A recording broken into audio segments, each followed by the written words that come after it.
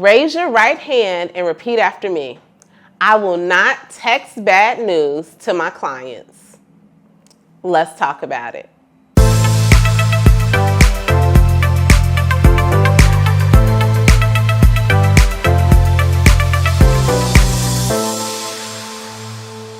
Hey everybody, it's Rosemary Lewis, your real estate bestie, and today I am going to literally smack you on the wrist so that we can stop this habit that is probably leaving a sour taste in the mouths of your clients. But before we get into it, go ahead and do me a favor, y'all. Hit the share button if you know anybody in any form of real estate. I promise you that this conversation that we're going to have today is going to definitely help them. And while you're at it, why don't you give your girl a thumbs up for the video, because we want all the folks at YouTube to know that we go together. We are real estate besties, and that is a surefire way for them to know that we are in this thing. So now let's talk about the pledge that you just took. I know I may not look like it, but I was born in 1980. Okay, now those of you who say, girl, you definitely look like you were born in 1980. Okay, whatever. But I'm just saying that to say I am literally on the cusp end of millennial. I was actually very excited when I saw a video that said if you were born in 1980, you were a millennial. But anywho, I digress.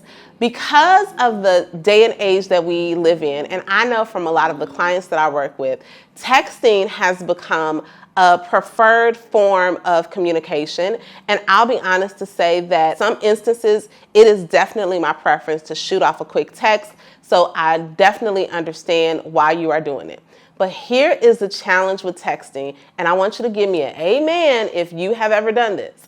Have you ever sent a text to someone? Let's not even talk about a client, but you sent a text to someone, a friend or a family member, and the way that they interpreted it or their response to your text message lets you know that they got it all wrong, what you were trying to say. Because text messaging leaves things open to interpretation, and we cannot control what is going on through someone else's head. Now, add in the fact that we are in a business where communication is key. Sometimes we have to communicate tough news, okay? Now, you might be thinking, especially if you haven't really been in the business for a while, what type of tough news might you communicate? Maybe a deal fell apart, or maybe there are some concerns on an inspection report, or maybe the house did or didn't appraise out to what your seller or your buyer was hoping, or maybe your buyer did not get an offer accepted. There are plenty of things that you may think it's okay to casually text, but I'm going to caution you against it and to instead pick up the phone and have conversations with your clients about these instances. Now, why do we want to do that? Well, first of all, I've already shared with you is that we don't want to leave things open to interpretation. I never want someone to think that because I am sharing with them facts about what's happening right now, that I am coming off matter of fact, like I don't really care or I don't have any buy-in on the outcome of the situation. And for our clients, the goal is to get them to the closing table. So if you are texting, sometimes we lose our tone. It doesn't give us an opportunity to establish rapport and to just let the client express to them how we really feel or our desire to help be a problem solver, even though this instance has come up. And then here is the next reason. I don't like to text bad news because anytime I am texting or having a difficult conversation, I want to be resourceful in that same conversation. So for instance, if I was to call a client and say, hey, you know what? I just received information from a buyer's agent that they are going to back out of the contract. They're backing out for this reason.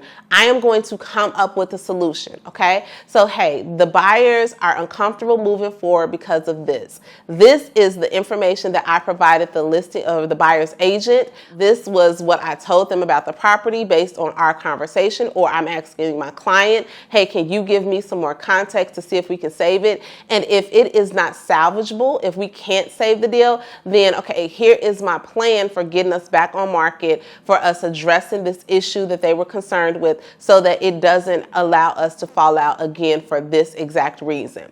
Sometimes it's hard to convey all of that on text. If you just send a message to say, hey, I got bad news, the buyer's backed out, I'll call you later.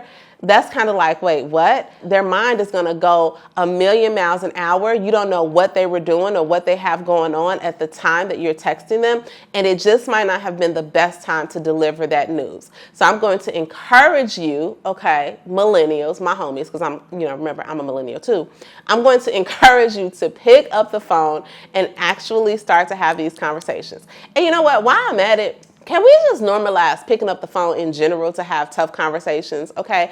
Don't be texting your girlfriend telling her it's over, okay? Have a little bit more respect for her. Pick up the phone and say, look, Molly, you're really cool. It's just not the best time for me, because that will allow us to break with a little bit of dignity. Now, I'm just playing. I'm not here to give you relationship advice. That's not my lane. It's real estate advice, but you get what I'm saying.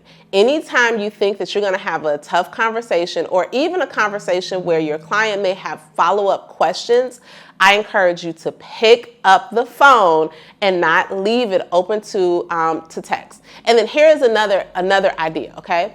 Because there have been some times where I can't get them on the phone, maybe a voice memo, but truly, I don't like to leave the bad news on the voice memo. I may voice memo and say, hey, it's Rosemary. There's some couple things that came up on the inspection report. I just gave you a call, didn't get you. When you get a moment, give me a call back so that we can just find a solution to work around this, okay? So again, I even want them to hear in my voice. I'm not gonna text, hey, call me back, I got something important to talk to you about. No, I want them to hear in my voice that yes, we are encountering a difficult situation, but I am here to provide a solution, and that is the way that I want you to approach it as well.